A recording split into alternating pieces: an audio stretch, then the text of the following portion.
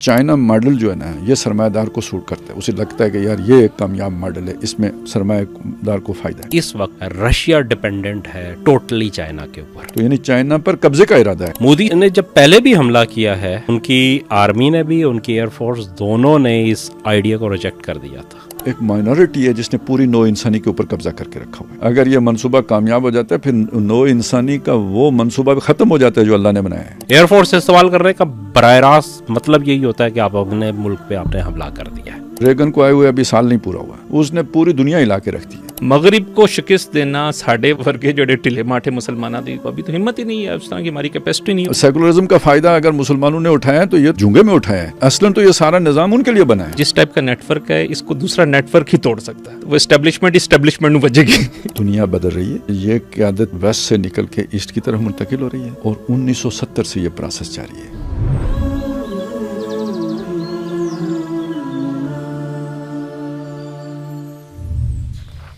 اچھا مہتاب بھائی، کچھ یہی زور مودی نے نہیں لگا دیا تھا پاکستان پہ؟ وہ بھی یہی بات ہے، ٹھیک ہے، وہ اچانک آیا تو کیا بھی حالات ہیں؟ کیونکہ ادھر پی ٹی آئی والے تو تمنائیں اور التجائیں اور ریکویسٹیں بھیج رہے ہیں کہ سر جی آئیں نجات دہندہ بن کے اور پاکستان پہ حملہ کریں، اور ان کی بھی کوئی جسے کہتے ہیں ایڈونچر۔ دیکھیں، ایڈونچر تو مودی کی مجبوری بھی ہے اور کوشش بھی ہے، لیکن مسئلہ یہ کہ حالات و واقعات جو ہے اس کا ساتھ نہیں دے رہے ہیں۔ آپ اندازہ اس بات کا کریں کہ جو ٹرمپ کا ٹیرف تھا وہ 50% لگا ہوا ہے اس وقت، اور وہ افیکٹو ہو گیا ہے۔ آج سے 6 مہینے پہلے جو امریکن ڈالر تھا وہ انڈین روپے میں 74 انڈین روپے کا ایک امریکن ڈالر تھا، وہ اب 90 سے اوپر جا چکا ہے، اور ابھی سے امپلیمنٹ ہوا ہے، مطلب کل پرسوں سے جو ہے وہ افیکٹولی آ گیا ہے ٹرمپ کا 50% والا ٹیرف۔ تو اب آپ دیکھیں کہ جب آپ کی سب سے بڑی جو ہے ایکسپورٹ مارکیٹ وہ آپ کے ہاتھ سے نکل جائے گی، چونکہ 50% آپ جو چیز بھیج رہے ہیں اس کی 100 روپیہ قیمت ہے، تو وہ وہاں پہ تو پہنچے گی 150 روپے میں، تو جو پہلے 120 میں بیچ رہا تھا اس کی چیز بکے گی۔ آپ کی تو بہت کم ہی چیزیں ہوں گی، کہ ایسی یونیک چیز کوئی بناتے بھی نہیں ہیں آپ، تو اس کے اوپر ہے۔ پھر یہ ہے کہ ان کا ختم بھی نہیں ہو رہا، ابھی ٹرمپ صاحب نے ایک نیا ان کے اوپر کہہ دیا ہے کہ یہ یہاں پہ چاول ڈمپ کر رہے ہیں، تو اس کے اوپر انہوں نے کہا کہ اس کے اوپر بھی کرنا چاہیے، تو اس سے بھی لگ رہا ہے کہ اب ان کی جو باسمتی چاول کی ایکسپورٹ ہے وہ بھی ایک جو ہے بڑے پیمانے پہ متاثر ہونے جا رہی ہے۔ پھر دوسرا یہ ہوا کہ ان کے پاس اب یہ سب کچھ ہوا کیوں تھا؟ اس لیے کہ رشیا کے ساتھ، کہ ان کی جو چل رہی تھی رشیا سے تیل لینا انہوں نے بند کر دیا، وہ اب جو سستا تیل تھا وہ بھی ان کے ہاتھ سے جا چکا ہے۔ دسمبر میں کوئی آرڈر انہوں نے نہیں دیا، اور نومبر کے آخری جو 10 دن تھے اس میں بھی کوئی آرڈر انڈیا کی طرف سے نہیں گیا، جو روزانہ کا کئی لاکھ بیرل تیل وہ لے رہے تھے۔ تو یہ ایک جو ہے نا وہ سستا تیل جو ان کے پاس آ رہا تھا، ان کی معیشت کو سپورٹ کر رہا تھا، وہ بھی ہے۔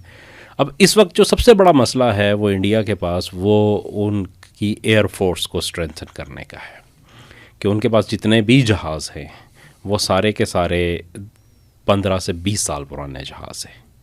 مطلب جو Su-30 جو ہے نا 5 MKI ان کے پاس جو لیٹسٹ جہاز ہے، یہ بھی 2006-07 میں اس کو اپ گریڈ کیا گیا تھا۔ اس کے اندر بھی اب جو بیونڈ ویژول رینج جو ہتھیار ہیں، جیسے پاکستان PL-15 استعمال کر رہا ہے جو 200 کلومیٹر سے زیادہ کی ہے، تو ان کا کوئی بھی جو جہاز ہے وہ 120 کلومیٹر سے آگے فائر کرنے کی استطاعت نہیں رکھتا۔ پھر ریڈار ان کے بہت جو ہے وہ میکینیکل ریڈار ہیں، تو جو آج کے دور کے جو جدید ریڈار ہیں اس کی نسبت بہت اولڈ ہے، وہ ڈیٹیکٹ بھی نہیں کر پاتے، اس کی گائیڈنس بھی جو ہے اتنی اچھی نہیں ہے، تو یہ ان کے لیے۔ تو اب پرابلم یہ ہے کہ رشیا ان کا سب سے بڑا اسلحے کا سپلائر تھا، ان کو بڑی جو ٹرمپ اپنا پوٹن صاحب جب آ رہے تھے تو بڑی ان کے میڈیا نے ہائپ کریٹ کی تھی کہ S-500 بھی لیں گے، اور جو ان کا 5th جنریشن کا اسٹیلتھ فائٹر ہے Su-57 وہ بھی لیں گے، اور پتہ نہیں کیا کیا ہوا تھا، لیکن پریکٹیکلی کچھ بھی نہیں ہوا۔ اس کی ایک وجہ یہ ہے کہ اس وقت رشیا ڈپینڈنٹ ہے ٹوٹلی چائنا کے اوپر۔ اس سے خود اسلحے کی شارٹیج ہے. نہیں، ایک تو اسلحے کی شارٹیج ہے، دوسری بات یہ ہے کہ چائنا دھڑلے سے رشین آئل اور گیس لے رہا ہے، جس سے کہ رشیا کی پوری معیشت چل رہی ہے، اور حتیٰ کہ ان کا پورا فائنینشیل سسٹم بھی جو ہے وہ چائنا کی اسسٹنس سے چل رہا ہے. آپ ڈائریکٹ آج رشیا میں کسی کو پیسے بھیجنا چاہیں تو آپ نہیں بھیج سکتے، آپ وایا چائنا بھیجیں گے اسے. رشینز میں کسی رشیا میں بیٹھے ہوئے کسی بندے نے اگر واپس اپنے گھر میں یہاں پیسے بھیجنے ہیں تو اس کو بھی وایا چائنا بھیجنے پڑیں گے، ڈائریکٹلی کوئی کنیکشن نہیں ہے. اس موقع پہ انڈیا جو ڈائریکٹ ارائیول ہے چائنا کا، اس کو رشیا کیسے دے سکتا ہے کوئی اسلحہ، جو ظاہر سی بات ہے کہ پاکستان کے خلاف استعمال ہو نہ ہو، چونکہ ڈائریکٹلی تو اس نے چائنا کے خلاف استعمال ہونا، تو لہٰذا وہ ساری باتیں صرف اچھی مسکراہٹوں تک جو ہے نا وہ محدود رہی ہیں. تو پریکٹیکل جو ہے نا اس سے کچھ اچھی بھی مسکراہٹوں اور زوردار جپھیوں سے وہ تو خیر مودی صاحب لگا ہی لیتے ہیں. پھر آپ پی ٹی آئی والوں کو کہنا یہ چاہ رہے ہیں کہ نہ ہی سمجھیے. ہاں، ان پھر نہ ہی سمجھیے. لیکن مطابق جنونی آدمی کا یہ تو ہم توقع تو جیسے اب خالد صاحب کہہ رہے تھے کہ پی ٹی آئی سے بھی تھی، خان صاحب سے بھی تھی، فیض سے بھی تھی، لیکن انہوں نے پھر بھی منہ دیا. تو کیونکہ توقع خدشات ہیں. نہیں خدشات دیکھیں اس کو دو چیزوں کو الگ الگ جو ہے نا دیکھیں. مودی صاحب نے جب پہلے بھی حملہ کیا ہے تو اگر ان کی اب تو باتیں بہت کھل کے آ چکی ہیں مختلف جو فورمز کے اوپر کہ ان کی آرمی نے بھی ان کی ایئر فورس دونوں نے اس آئیڈیا کو ریجیکٹ کر دیا تھا، اور جس طریقے سے انہوں نے حملہ کیا اس طریقے کو بھی انہوں نے ریجیکٹ کیا تھا کہ اس پہ ایئر فورس یوز ہو. کسی بھی اینٹی ٹیررسٹ آپریشن جس کو وہ کہہ رہے تھے، جس کو انہوں نے نام یہی دیا تھا کہ اس کے لیے ایئر فورس استعمال کی جائے. ایئر فورس استعمال کرنے کا براہ راست مطلب یہی ہوتا ہے کہ آپ اپنے ملک پہ آپ نے حملہ کر دیا ہے. چھوٹی موٹی بارڈر ایکشن نہیں ہے، یہ کوئی لوکل جھڑپ نہیں ہے کہ جس کو آپ بعد میں کور اپ کر سکیں. اور پھر دوسرا ملک ریٹیلیٹ کرے گا، اس ریٹیلیشن میں کیا آئے گا، اس کی ٹو فرنٹ وار جو ہے نا کر سکتے ہیں یا نہیں کر سکتے. تو یہ والی جو صورتحال ہے یہ انہوں نے پہلے بھی کہی تھی، لیکن ظاہر سی بات ہے کہ باس تو مودی ہے نا، اس نے کہا کہ جب کرنا ہے. وہ پچھلی دفعہ یاد ہوگا آپ کو کہ جب وہ بالا کوٹ میں انہوں نے کہا تھا تو اس نے کہا کہ میں نے دیکھا کہ بادل آئے ہیں تو میں نے ان سے کہا کہ جہازوں کو بادل کے اوپر سے لے جاؤ، تو وہ اوپر سے جائیں گے تو وہ نظر نہیں آئیں گے، تو وہ حملہ کر کے واپس آ جائیں گے. تو ان کی بچ کے اس لیے جو ہے نا جنگی پلان بھی مودی نے بنایا. مطلب اس کے اوپر بھی ڈبیٹ ہے کہ یہ نام بھی مودی نے دیا آپریشن سندور کا، جبکہ مطلب ہمیشہ یہ چیزیں فوج نے کرنی ہوتی ہیں. اس کو اس کے ہاتھ باندھ کے آپ جب اسے پش کریں کہ جی آپ نے کرنا ہے تو بیت کے نظام میں یہی ہوتا ہے. نہیں یہ ایک آدمی کے ہاتھ میں سارا اختیار بات سر. اب یہ اسٹریٹجک سے نکل کے اب دیکھیں ابھی جو مطلب ماحول بن رہا ہے یورپ کے اندر، اب یورپ کے اندر بھی فل جنگ کا ماحول بن رہا ہے. خود رشیا کے اندر ریکروٹمنٹ مڈل ایران سے کچھ خبریں اس طرح کی بھی ہے، ریکروٹمنٹ ہو رہی ہے. تو چیزیں جو ہے ڈیولپ ہو رہی ہیں، بہت ڈرامیٹیکلی ڈیولپ ہو رہی ہیں. امریکہ بھی ذرا پیچھے ہو گیا ہے، اور مجھے لگ رہا ہے کہ آگے جو چیزیں ہیں وہ علاقائی یا دوسرے بنیادوں پہ نہیں بلکہ مذہبی بنیادوں پہ باقی، اور چیز اسی طرف آگے بڑھتی ہوئی نظر آ رہی ہے. اور اب اس کے اندر اب بلاکس کیا بنیں گے، تو وہ مودی صاحب نے بھی تو جنگی بنیادوں میں اس سے آگے تو مفروضے پھر ہم بنا کے تو کوئی ڈاٹس ملا کے کچھ نہ کوئی نتیجہ نکال سکتے ہیں. بات یہ ہے کہ یہ یعنی اگر آپ اسے اس طرح دیکھیں نا. ایک منٹ خالد صاحب آپ کو روکوں گا کہ پچھلے دور سے جو کانفرنسیں بھی ہو رہی ہیں پاکستان میں، اب کدھر دوبارہ دو قومی نظریہ، دوبارہ ڈیوائن انٹرونشن، ڈیوائن لا، پرائم منسٹر صاحب، چیف صاحب. ورنہ مشرف کے دور کے بعد جو ماڈرنائزیشن میں تو یہ تو خام خیالی اور بلا ایک دقیانوسی باتیں ہوتی تھی کہ کیا چیزیں ہیں اور کیا ہے. اب تو وہ دوبارہ چیزیں جو ہے ریوائیو ہو رہی ہیں. وہ تو اصل میں وہ تو وہی رجیم چینج کے اندر یہ بات بھی آ گئی نا کہ آپ نے ایک خاموش یو ٹرن ہے، ایک یو ٹرن مشرف نے اعلانیہ لیا تھا، اس یو ٹرن سے ایک خاموش یو ٹرن ہے. مختصر ترین الفاظ میں تو یہ ہو گیا. باقی جو عالمی حالات ہیں نا وہ یہ بات سمجھ لیں کہ جی 9/11 کے بعد، بلکہ 9/11 کے بعد کیا روس کے بعد جو ہے نا، روس کے فال کے بعد، رشیا کے USSR کے فال کے بعد دنیا جو یونیپولر ہو گئی تھی، تو اس میں امریکہ ہی دنیا کا وارث تھا ساری دنیا کا. اور ویسے بھی روس کے مقابلے میں بھی یورپ کو چھتری تو امریکہ نے ہی فراہم کی ہوئی تھی، اس کا دفاع اس کے ذمہ تھا. اب یہ بات ہے نا، یہ بات اب کہنا ذرا تھوڑا مشکل ہے، ہمارے پاس انفارمیشن نہیں ہوتی، لیکن حالات جس طرح نظر آ رہے ہیں نا، تو جیسے وہ گورباچوف تھا، اس کے بارے میں اس طرح کے خیالات ظاہر کیے گئے نا کہ وہ امریکی ایجنٹ تھا. اس نے ایک پالیسی دے کے، جیسے ہمارے ساتھ مشرف نے کیا ویسا اس نے رشیا کے ساتھ کیا اور وہ بڑے تسلی کے ساتھ پیڑا کر کے چلا، مطلب وہ ٹوٹ پھوٹ کا شکار ہو گیا اور وہ ہو گیا.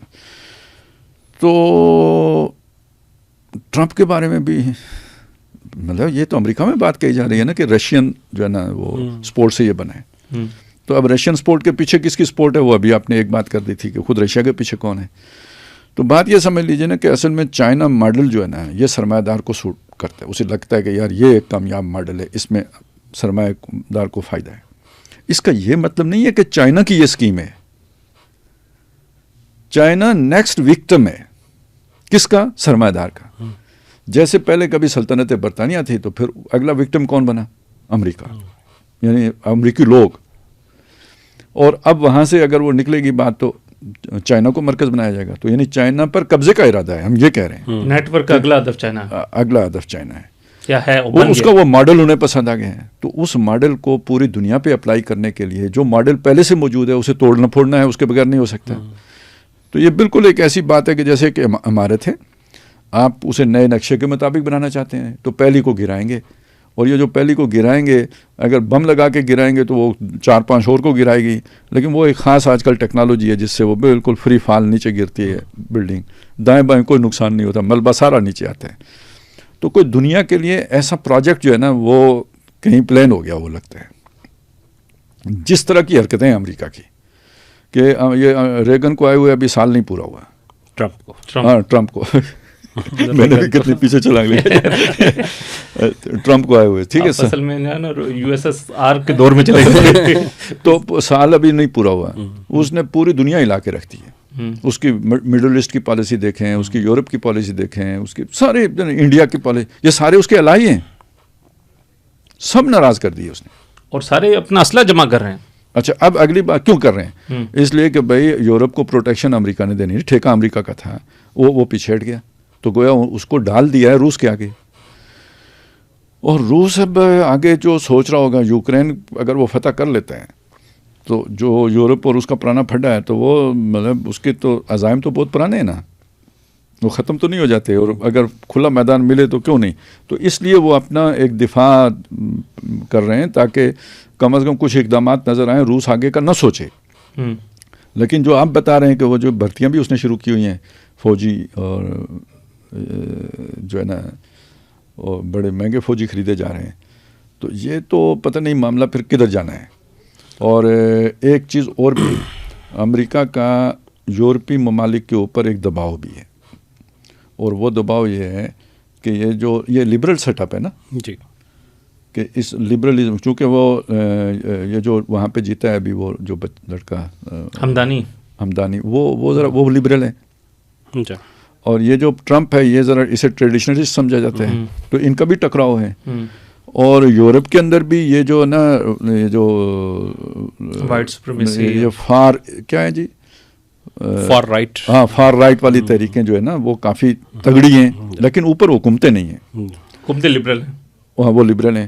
تو ٹرمپ کا یہ بھی دباؤ ہے کہ یہ لبرل سیٹ اپ جو نا یہ گنجائش پیدا کرے اپنے اندر ان لوگوں کے لیے. ٹھیک ہے، تو اب ہو سکتا ہے کہ جی اس معاملے میں یہ بھی تو اپنا پیوٹن بھی یہ بھی تو آرتھوڈاکس ہے نا جی. تو یہ دونوں کی باتیں ایک نہیں ہو گئی، ایجنڈا مل نہیں گیا. سمجھ آئیے میری بات کی؟ تو یہ گویا امریکہ پیچھے ہٹ گیا جس نے بچانا تھا، روس کو فری ہینڈ دے دیا تاکہ یہ اوپر سے یہ اتارو نا، یہ لبرل چھتری جو ہے نا یہ ہٹاؤ، تاکہ نیچے سے وہ جو مذہبی طبقہ یا جو بھی وہ کنزرویٹیوز جو ہے نا، اصلاً یہ تو وائٹ سپریمیسی کی تحریک ہے، پرانے جو سلیبی جسے ہم کہتے ہیں، سلیبی اصلی سلیبی ہے. ٹھیک ہے نا، تاکہ وہ ابھر کے سامنے آئے. اس کا کیا مطلب ہے؟ اس کا سیدھا مطلب ہے اگر وہ آ جاتے ہیں تو بھائی یہ تو میں آپ کو ایک بات بتا رہا ہوں، یہ خود صہیونیوں کے لیے بھی خطرہ ہے. ہاں صحیح، انہوں نے بھی تو سیکولرزم کی چھتری لی ہوئی ہے، تحفظ کی. ان کے لیے ساری گنجائش ہی سیکولرزم میں پیدا ہوئی ہے. یہ سیکولرزم کا فائدہ اگر مسلمانوں نے اٹھایا تو یہ تو جھونگے میں اٹھایا ہے، اصلاً تو یہ سارا نظام ان کے لیے بنا ہے، ان کے لیے بنا تھا. اور اگر یہ اٹھ جاتے ہیں سب سے بڑا نقصان بھی ان کا ہونا ہے. اور یہودیوں کی تو تاریخ یہی رہی ہے. اور ایک بات اور نوٹ کریں، ایک اشارہ ہے نا قرآن مجید میں، حضور سے کہا گیا کہ یہ نہ آپ کے قبلے کی پیروی کریں گے، ولا ان اتیتہم بکل آیۃ ما تبعوا قبلتک، ہر طرح کی نشانی ان کو دکھا دیں، یہ آپ کے قبلے کی پیروی نہیں کریں گے. کون؟ یہودی. وما تابعوا بعضهم بقبلۃ بعض، نہ ایک دوسرے کے قبلے کی پیروی کرے گا. اب یہ کیا بات ہے؟ یہ بات ہے کہ بیت المقدس کی حد تک تو ٹھیک ہے، یہودی اور عیسائی متفق ہیں، ہیکل سلیمانی جو ہے نا وہ اس کی حد تک تو بات ہے. لیکن آپ جب اس کے اندر جائیں گے، حدود کے اندر، حدود حرم جو اس کی حدود ہیں اس کے اندر جب جائیں گے تو یہ جو عیسائیوں کا جو مقام متبرک ہے نا وہ شرقی کونا ہے. جی جی ٹھیک ہے، یہودیوں کا دوسرا اختلاف ہو جاتا ہے. تو یہ ایک دوسرے کے قبلے کی بھی پیروی کرنے والے نہیں ہیں. پھر مسئلہ سب سے بڑا یہ ہے کہ کسٹوڈین کون ہے؟ یہودی سمجھتے ہیں ہم کسٹوڈین ہیں. تو کیا مطلب اب آپ اگر آرتھوڈاکس کرسچن آئیں گے تو وہ ان کی مانیں گے ان کی اس حیثیت کو؟ پھر تیسرا مسلمان بھی تو ہیں مڈل ایسٹ کے اندر. تو میں تو یہ کہہ رہا ہوں نا آپ کو کہ خود یہ شے جب یہ تو لبرلزم اور سیکولرزم کی چھتری تلے یہ صہیونیت کے لیے گنجائش پیدا ہوئی تھی. ٹھیک ہے، اور اگر یہ یہاں پہ آرتھوڈاکس واپس آ جاتے ہیں طاقت میں تو امریکہ کا وہ جو نا معاملہ اور ہے، لیکن رشیا کا معاملہ اور ہے اور یورپ کا بھی معاملہ اور ہے. بالکل ایسے یہ اگر غالب آ جاتے ہیں تو یہ تو ان کے لیے بھی، یہودیوں کے لیے بھی خطرہ ہو جائے گا. اور اس میں نیچرل دیکھیں، اب دیکھیں کیا صورت بن رہی ہے اس وقت. آپ اگر دیکھیں تو ویسے عرب بھی رشیا کے قریب آ رہے ہیں، سعودیہ، پاکستان قریب آ گیا ہے، چائنا بلاک یہ وہ سارا، ایران آ گیا ہے. لیکن یہ پھر زیادہ عرصہ یہ نہیں چلے گا، کیونکہ جب وہ والے خطرات نظر آئیں گے نا تو پھر عربوں کو جو یورپی اقوام ہے نا ان کی طرف دیکھنا پڑے گا، کیونکہ روس ان کے لیے خطرہ بن جائے گا.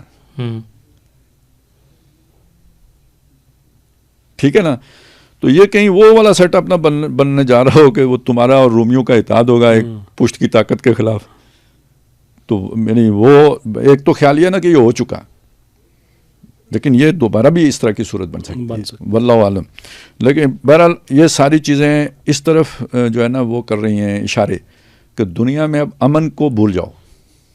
ایسے ہی خالص دو چیزیں میں اس میں ایڈ کرنا چاہوں گا. ایک جو اس وقت چل رہے ہیں جو سسٹم میں آپ نے کہا کہ یہ چائنا ماڈل جو ہے وہ سرمایہ دار کے لیے جو ہے نا سب سے آئیڈیل ماڈل بن گیا ہے. اچھا، اس کے اندر ایک تو بڑی دلچسپ چیز یہ ہے کہ یہ چائنا ماڈل آیا کیسے ہے. یہاں پہ بھی یہ ہے کہ یہ سرمایہ داروں نے ہی پیسے لگائے اور مینوفیکچرنگ جو ہے وہ ایک آؤٹ سورس کرنے کا ایک سسٹم شروع کیا کہ آپ جہاں پہ لیبر سستی ہے وہاں سے چیز بنوائیں اور اس کے بعد کریں. اچھا، اس کا رزلٹ یہ نکلا کہ امریکہ کے اندر اور یورپ کے اندر جتنی مینوفیکچرنگ تھی نا وہ ساری ختم ہو گئی. اچھا، ان کا لیونگ سٹینڈرڈ تو بڑا ہائی ہے، مینوفیکچرنگ وہاں ہے نہیں، تو الٹیمیٹ رزلٹ کیا ہوا کہ وہاں پہ ایک گیپ آ گیا. ان کی جو آمدن اور اخراجات ہیں اس کے اندر حکومتیں مقروض ہوتی چلی گئیں. اب چونکہ وہ ان کا سسٹم بڑا اسٹرانگ تھا تو انہوں نے کسی طریقے سے مینیج کیا، لیکن اس کے بعد پھر جو ہے وہ چیزیں اب ان کے کنٹرول سے آؤٹ ہونا شروع ہو گئی ہے. اکنامک کرائسس پورے ویسٹ کے اندر. اور دوسری طرف چائنا کو اگر آپ دیکھیں تو اس سال کی جو رپورٹ آئی ہے کہ ان کا $1 ٹریلین ٹریڈ سرپلس ہے چائنا کے پاس اس سال میں. شاید پوری دنیا میں واحد حکومت ہوگی. نہیں، اتنی تو کبھی ہسٹری میں کبھی نہیں ہوا کہ $1 ٹریلین کے مطابق ٹریڈ سرپلس آیا ہے. کتنے کے زیرو ہوتے ہیں اس میں؟ آپ یہ جو ہے نا یہ $1 ٹریلین کی اصطلاح یاد رکھو، سوچو گے تو آؤٹ ہو جائے گا کام جو ہے نا اس سے. اچھا، اس کا ایک ریئیکشن جو ہے نا اب ویسٹ کے اندر وہاں پہ وہ جو خالد صاحب نے دوسری بات کہی ہے کہ وہاں پہ آ گیا. اب وہاں پہ یہ چیز سامنے نہیں آ رہی کہ بھائی مسئلہ کیا ہے. اب ایک بندہ جو ہے جو وہاں پہ آپ کسی ملک میں لے لیں کہ وہ $10 والی جاب ہے وہ کرنے کے لیے تیار نہیں ہے، اسے تو منیمم جو ہے وہاں پہ $20 سے $25 پر آور کی جاب چاہیے تب جا کے اس کے خرچے پورے ہوتے ہیں. اب یہ جو باقی چیزیں تھی کرنے والی، یہ کیا ہوا کہ یہ تو باہر سے آتے تھے ایمیگرینٹس، یہ آتے تھے وہاں پہ، یہ وہ کام کرتے تھے، پلمبر، یہ الیکٹریشین، یہ کوڑا اٹھانا، انہوں نے سڑکوں پہ مزدوری کرنی. اچھا، اس کے بعد ایک اور وہاں پہ مسئلہ ہی آیا کہ اے آئی نے آ کے جو ہے نا ایک نیا کام کھول دیا کہ بہت ساری وائٹ کالر جاب جو تھی وہ آٹومیٹیشن پہ آ گئی, وہاں پہ بندوں کی ضرورت ہی نہیں ہے, یہ بہت کم بندوں کی ضرورت ہے. تو ان لوگوں کی نوکریاں پکی ہیں جو باہر سے آئے تھے, جو لو اینڈ کی جو ہاتھ والا کام کرتے تھے, ہاٹ جابس جو کرتے تھے, ان کی پکی تھی. جن کی وائٹ کالر جاب تھی وہ سارے فارغ ہو رہے ہیں, یا ان کے سر پہ تلوار لٹکی ہوئی ہے کہ اگلے کوئی 5 سال میں فارغ ہو جائے گا, کوئی 7 سال میں فارغ ہو جائے گا, کوئی 10 سال میں فارغ ہو جائے گا. اب وہاں پہ یہ جو صورتحال ہے نا, اس کا ریئیکشن آپ کو نظر آتا ہے کہ کبھی وہ امیگریشن کے اوپر پابندی لگا رہے ہیں, کبھی وہ قوانین سخت کر رہے ہیں, کبھی جو ہے وہ ٹیرف لگا رہے ہیں. کوئی بھی قدم ویل تھاٹ نہیں ہے, بس وہ ویسے ہی جیسے مصیبت پڑتی ہے نا جلدی سے کچھ کرنا, اس طرح کی چیزیں. ارے سر مجھے آپ کی بات سے یاد آیا نا, ایک یعنی یہ چائنا ماڈل بنا کیسے, یہ تو ہم آج یہاں بیٹھ کے یہ بات کہیں گے نا کہ جی یہ یوں ہوا, لیکن ایک کتاب میں نے 1999 میں پڑھی تھی, اس میں اس بندے نے لکھا تھا کہ دنیا بدل رہی ہے اور یہ قیادت جو ہے نا ویسٹ سے نکل کے ایسٹ کی طرف منتقل ہو رہی ہے, اور 1970 سے یہ پروسیس جاری ہے. اور یہ پتہ ہے اس نے کس چیز کو جوڑا تھا, جو ہم نے دورہ فیسیلیٹیٹ کیا تھا, ہنری کسنجر کا, چائنا کا. اس نے کہا یہ اس دن سے یہ یعنی اس پروجیکٹ پہ عمل شروع ہو گیا ہے, ایک نیا شفٹ آ گیا کہ اب امریکہ سے چیزیں ختم کر کے, اب ظاہر ہے اتنا بڑا سیٹ اپ ختم کرنا ہے, وہ کوئی 6 مہینے کی بات تو نہیں ہے, فیض میلو ختم کرتے ٹائم لگ گیا ہے. تو وہ یعنی 50-55 سال ہو گئے ہیں, لیکن یہ اس نے 1999 میں لکھا تھا. نظر اس وقت بھی ہمیں نہیں آ رہا تھا, ٹھیک ہے, لیکن یہ کہ گویا یہ وہ اس کو سامنے رکھے نا, تو یہ ڈسٹرکشن امریکہ اور اس کے نظام کی ڈسٹرکشن کا دور تھا جو یہ 1970 سے شروع ہے. بالکل ایسے. تو وہ اس کی جگہ پہ جو نیا ماڈل آنا تھا وہ یہ ہے. اور اس کی ایک وجہ میں آپ یعنی اور بھی چیزیں ہیں نا, کہ اصل میں تو یہ ایک مائنورٹی ہے جس نے پوری نو انسانی کے اوپر قبضہ کر کے رکھا ہوا ہے. یہ بنیادی نقطہ ہے اسے سمجھنے کا. ہم اس پہ لڑتے رہتے ہیں, یہ وائٹ ہے, یہ بلیک ہے, یہ کرسچن ہے, یہ جوز ہے, یہ مسئلہ نہیں ہے. ان سب سے نکل کے ایک گروہ بنا ہے جو اصلی شیطانی گروہ ہے, اس میں زیادہ تر یہودی ہیں, جس میں کوئی شک نہیں. اور اس نے پوری نو انسانی کو, کیا کرسچن, کیا مسلم, کیا ہندو, سب کو اس مٹھی میں جکڑ رکھا ہے. اب اس کا مسئلہ یہ ہے کہ یہ ایک جگہ پہ اگر زیادہ عرصہ تک رہیں تو یہ پکڑے جائیں, تو یہ اپنی جگہیں تبدیل کرتے رہتے ہیں. یہ انہوں نے سیکھ لیا ہے, یہ یروشلم ہی کی تاریخ سے سیکھ لیا ہے. ڈایاسپورا یہ سب سے بہترین حکمت عملی ہے, موو کرتے رہو, ایک جگہ ملو ہی نہیں, خدا کو بھی نہیں ملو ایک جگہ پہ. وہ پوری دنیا کو تو ابھی تباہ کرنا اس کے منصوبے میں نہیں ہے, تو پوری دنیا میں بکھر کے رہو گے تو سروائیو کر جاؤ گے. وہ جیسے گوریلے نہیں باغ کے آبادیوں میں چھپ جاتے, تو یہ بھی ان کی حکمت عملی کا حصہ ہے. اس میں اب یہ جو بھی دیکھیں کرسچن ہیں یا جیوز ہیں, ان کے ہاں جو بھی کتاب ہے وہ بگڑ کے بھی اس کے اندر کچھ نہ کچھ روشنی تو موجود ہے. اس کے پوری دنیا کو دیکھو نا, مذہب کہیں نہ کہیں کسی نہ کسی شکل میں آپ کو مل جائے گا. اس معاملے میں بالکل سادہ لو جو ہے نا, یہ yellow masses of the east, ان کے ہاں یہ بالکل خانہ ہی خالی ہے. لہذا ان کو قابو کرنا بہت آسان ہے. تو انہوں نے اس کو یعنی اس اعتبار سے بھی دیکھا ہے کہ یہ وہ سوسائٹی ہے جس میں ہم جلدی جلدی پکڑے نہیں جائیں گے, تو اس لیے بھی یہ منتخب کیا گیا ہے. ہوگا کیا, یہ تو صرف ان کا منصوبہ ہے نا, وہ تو آگے جو کچھ ہونا ہے وہ ظاہر ہے اگر یہ منصوبہ کامیاب ہو جاتا ہے پھر نو انسانی کا وہ منصوبہ بھی ختم ہو جاتا ہے جو اللہ نے بنایا ہے. کسی مقصد کے لیے انسان بنائے نا, وہ مقصدیت ہی کھوت ہو جاتی ہے. اس لیے یہ پکی یقینی بات ہے یہ کامیاب نہیں ہوگا, لیکن یہ کہ جو چیزیں ہو رہی ہیں وہ اصل میں اس وقت یوں ہو رہی ہیں. اور اس کے لیے وہ چائنا کو منتخب اس لیے کیا گیا ہے کہ ان کی سمجھ کے مطابق وہ اس نور سے چونکہ بالکل محروم ہیں, لہذا ان کو سمجھنے میں بھی بہت دیر آئے گی کہ ہمارے ساتھ ہوگا کیا.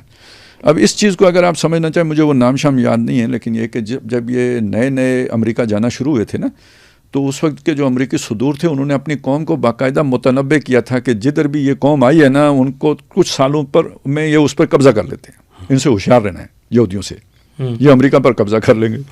ٹھیک ہے, تو وہ ان کو تو وہ نئے نئے ان کو شعور تھا کہ یہ قبضہ کر لیں گے. بینجامن فرینکلن بڑا ہاں بالکل، یہ بینجامن فرینکلن کی جو ہے نا یہ بات تھی، اور بھی ایک دو اور صدور تھے جن کی یہ کوٹیشنز ہیں. بعد والے جب قابو ہو گئے بندے ہی ان کے سسٹم کے بندے لگنا شروع ہو گئے. آئین تو ایک طرف رکھا ہوا ہے نا، سسٹم کے بندے لگنا شروع ہو گئے نا. اب کولن پاول آ گئے اور ریگن آ گئے اور جمی کارٹر آ گئے، تو یہ سسٹم کے لوگ ہیں. اور اس کے بعد تو سارے فری میسنز جو ہے نا یہی وہی سسٹم والے آ گئے.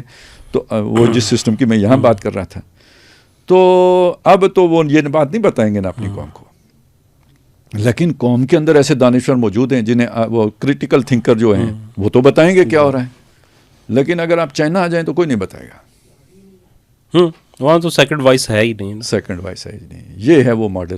اور اگر یہ امپلیمنٹ ہو جاتا ہے اور اس ٹیکنالوجی کے ساتھ ہو جاتا ہے جس میں یہ اس طرح کے نظام، نگرانی کے نظام آ گئے ہیں، آرٹیفیشل انٹیلیجنس آ گئی ہے، سپر کمپیوٹر نہیں، اس سے آگے پتہ نہیں کوانٹم کمپیوٹر بھی آ گئے ہیں، اس سب کے اندر اگر وہ ڈیٹا سب کا فیڈ ہو جاتا ہے تو پھر کون سی آزادی، تو کون سی جو ہے نا یعنی فری ول، بالکل سب ختم ہو جائے گا. اس لیے یہ ہو نہیں سکتا، یہ میرا یقین ہے یہ نہیں ہو سکتا. لیکن منصوبہ جو ہے وہ یہ ہے. نہیں، آپ صرف ایک اس میں فروغ بھائی میں ایڈ کر دوں کہ آپ صرف جو آپ نے کہا ہے آپ یہ دیکھیں کہ اب یہ باقاعدہ پالیسی آ چکی ہے کہ یورپی یونین بھی اور امریکہ بھی جس بندے کو ویزا دیتے ہیں اس کے سوشل میڈیا کی اسکریننگ ہوتی ہے.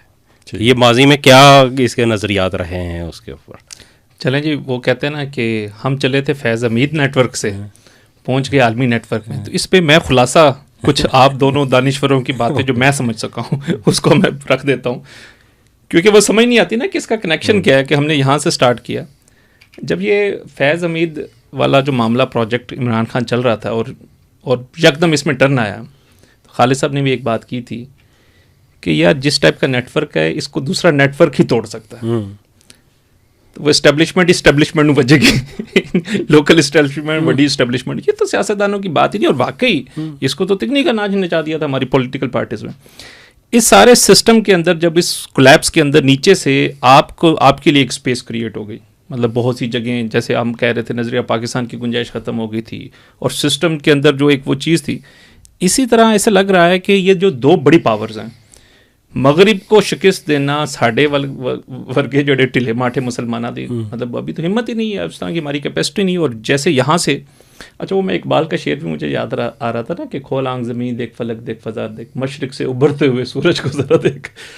تو مشرق کی کوئی پاورز تو ہیں، اور یہاں پر اقبال نے ایک لیڈرشپ کا بھی تعین کیا ہے، لیکن وہ لیڈرشپ کے اوپر جو ایک جھاگ آئی ہوئی ہے اس کو تو پہلے کسی پاور نے توڑنا ہے. اور مجھے ایسا لگ رہا ہے، اور ہماری ڈسکشن بھی رہی ہے، کہ اسی کولیپس کے اندر آپ کے لیے، مسلمانوں کے لیے کوئی اپرچونٹی یا جو جینول لیڈرشپ ہے، اور وہ مطلب اگر ایسٹ کا خطہ لیا جائے تو یہ پاکستان، ہندوستان، ایران، یہ جو سابق خراسان کا، جو عظیم خراسان کا علاقہ تھا، وہاں سے کوئی لیڈرشپ، ان کے اندر تو لیڈرشپ ہے نا سر، چائنا کے اندر نہیں ہے. تو ہاں، اصل میں یہی چیز ہے نا، یہ جو خطہ ہے نا جس میں خاص طور پہ افغانستان ہے، پاکستان ہے، ساتھ یہ سینٹرل ایشین اسٹیٹس ہیں، اب ادھر ایران تک چلے جائیں آپ، ٹھیک ہے. اب تو بنگلہ دیش میں بھی ایک امید کی لہر، ایک مومنٹم ہے. یہ اور طرح کا خطہ ہے جس میں انڈیا کو بھی شامل کریں، انڈیا ذہن ہندی ہندوؤں سمیت شامل کریں، ٹھیک ہے. وہ مطلب وہ خرافات ان کی بت پرستی، یہ وہ جو بھی، اور کیا وہ گوبر شوبر کھانا پرستی، وہ ساری علیحدہ رکھیں. لیکن اس کے پیچھے بہرحال ایک جو فلاسفی ہے، اور وہ جو ان کے وید ہیں، اور یہ ساری جو چیزیں ہیں، تو ان کے ایک اجتماعی اثرات ہوتے ہیں نا، لاشعور میں ہوتے ہیں. تو یہ اصل میں جیسے ہوتے ہیں نا کہ آفاقی سوچ ہوتی ہے، ویژنری لوگ ہوتے ہیں، تو وہ چیزیں اس خطے کے اندر موجود ہیں. صحیح. اور ویسے بھی دنیا میں یہ تو اس طرح کی پیشن گوئیاں بھی ہیں نا کہ اگر یہ جو ہے نا سینٹرل ایشین اسٹیٹس اور سب کانٹیننٹ یہ ایک ہو جائیں تو یہ پوری دنیا کے اوپر حکمرانی کرنے کا پوٹینشیل رکھتے ہیں. اب ذرا آپ وہ بات دیکھنا علامہ اقبال کی، وہ جو نطق عربی، ذہن ہندی، کیا ہے، عطا مومن کو پھر درگاہ حق سے ہونے والا ہے، شکوہ ترکمانی، شکوہ ترکمانی، ذہن ہندی، نطق عربی. تو اب یہ جو ہے نا یہ کمبینیشن سارا کہاں ایشیا میں بنتا ہے نا یہ والا. تو یہ اقبال کی نظر میں یہ لیڈرشپ کے اوصاف ہے نا، یہ تین چیزیں جمع ہو جائیں تو یہ پھر جمع ہونے والی ہیں. اسی کو توڑا گیا تھا. اور یہ کہا تھا نا کہ اگر تہران ہو عالم مشرق کا جریوہ، عالم مشرق کا جو سینٹر، یہی توڑا گیا تھا اولڈ سلک روٹ جو تھا. تو اب یہ خود بننے جا رہا ہے نیا، یہ ضرور نئی طاقت کی یہ ضرورت ہے. یہ وہ پاکستان کو رول ملا ہوا ہے، نئی طاقت تفویض کر چکی ہوئی ہے. اسی لیے تو آپ اپنے اسٹیبلشمنٹ کے اندر یہ اعتماد دیکھ رہے ہیں نا، اور اس لیے یہ آنیاں جانیاں دیکھ رہے ہیں. روز کوئی آ رہا ہو، کوئی جا رہا ہوتا ہے. یہ مستقبل کے منصوبے بن رہے ہیں نا سارے. سیٹلمنٹس ہیں سر جی. ایسی بے روزگاری، تھوڑا جا خستہ حالی، ابھی اور بھی زیادہ خستہ حالیاں بھی ہو سکتی ہیں. دیکھیں یہ اونچ نہیں، جب آپ اتنا بڑا موڑ مڑ رہے ہوں. ہاں یہ تو لمبے منصوبے صدیوں کے، اور گاڑی جو ہے نا اس کو جھٹکے تو دہائیاں لگ جاتی ہیں. یہ تاریخ موڑ مڑ رہی ہے. یہ کوئی مطلب یہ صدیوں کے بعد جو ہے نا، کئی صدیاں گزرنے کے بعد اتنے بڑے جو ہے نا یعنی انسانی تاریخ میں کوئی واقعہ رونما ہوتا ہے. تو یہ وہ دور ہے جس میں سے اس وقت دنیا گزر رہی ہے. دنیا گزر. اوپر سے یہ بات ہے، پہلے یہ ہوتا تھا کسی ایک علاقے میں اس طرح کی چیز ہوتی تھی، پھر وہ اثرات پھیلنے میں بھی صدیاں لگتی ہیں. اب گلوبل ویلیج ہے. اب اثرات پھیلنے میں یا واقعے کے اثرات پہنچنے میں تو صدیاں نہیں لگتی نا. وہ تو اب تو لہجوں میں ہوتا ہے. وہ جو حدیث میں آتا ہے نا، وہ تیز ہو جائے گا، زمانہ تیز ہو جائے گا. تیز ہونے کا یہ مطلب ہے کہ جو کام پہلے 10 سال میں ہوتا تھا اب 10 گھنٹوں میں ہو جاتے ہیں. بالکل.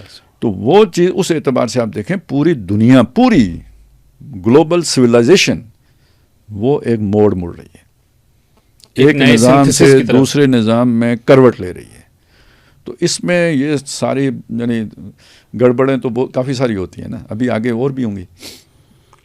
بالکل ایسے ہی ہے. تو بہرحال جی اس میں مطلب یہ ہے کہ جو لچ ترنے والے وہ فرائی ہو جائیں گے اگر آپ سسٹم کے ساتھ الائن نہ ہوئے. اور ایک بڑا ویژن، بڑا منصوبہ، اور یہ ہمارے جو سوچنے سمجھنے کیا جی، خون 100,000 انجم سے ہوتی ہے سحر پیدا. خون 100.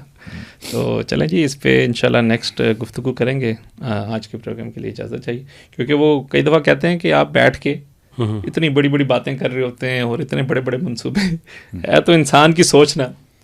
اب اقبال جب تھے تو وہ مطلب خیر ہم تو اقبال کا کچھ نہیں، لیکن ایک جو تھاٹ آتی ہے، ایک تھاٹ پروسیس جو ہوتا ہے نا، کوئی بندہ آئیڈیا دیتا ہے کہ اقبال نے خواب، وہ تو کسی چارپائی پہ بیٹھ کے کسی سٹائل جو اس کا وہ ہوتا تھا. ہم تو خدائی منصوبہ دیکھتے ہیں کیا ہے، ٹھیک ہے نا، اور اس منصوبے کے مطابق دیکھتے ہیں کہ اس وقت کیا ہو رہا ہے.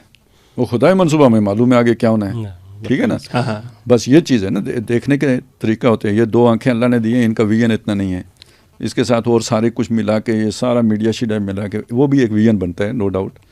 لیکن ایک ویژن وہ ہے جو قرآن بناتا ہے، ٹھیک ہے نا. اور نبی صلی اللہ علیہ وسلم کے فرمودات سے اس میں جو ہے نا رنگ برتا ہے.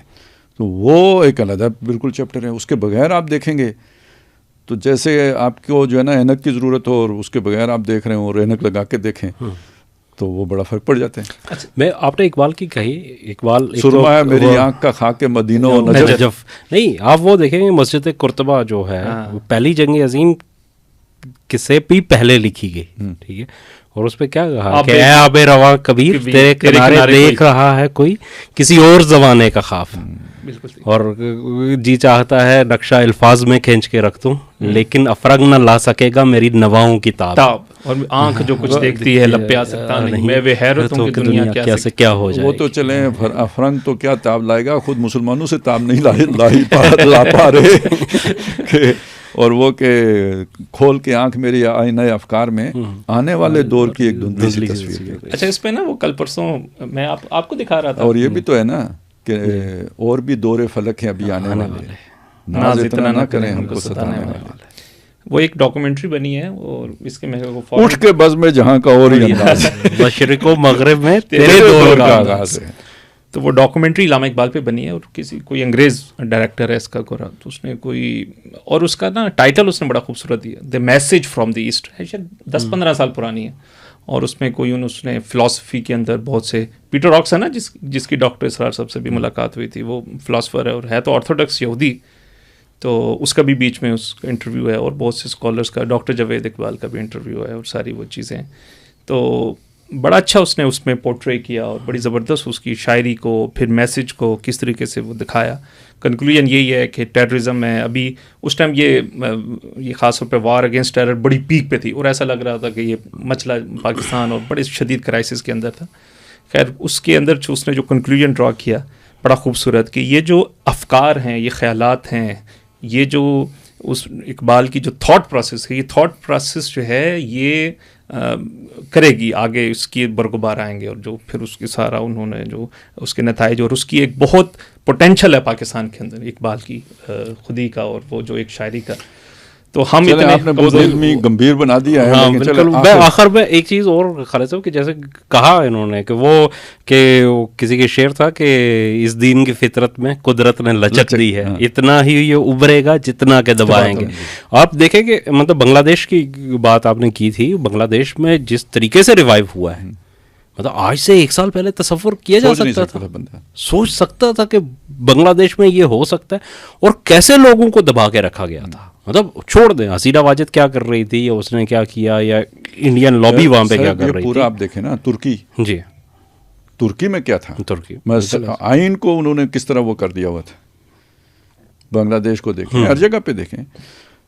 وہ میں آپ کو یعنی علمی سا کافی ہو گیا تو ایک اور تھوڑا سا وزن ڈال دیتا ہوں آپ کے اوپر کہ ایک علامہ اقبال کا یہ جو تصور خودی ہے اور وہ مرد مومن کا جو تصور ہے، اس کو یہ کہا گیا کہ یہ نیٹشے سے لیا گیا نا.